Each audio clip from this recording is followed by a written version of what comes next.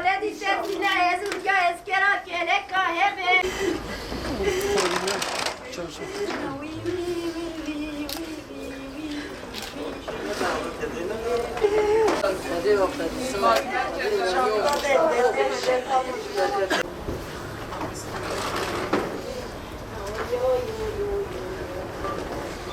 Kasih sekian boleh sondekan tidak sedikit.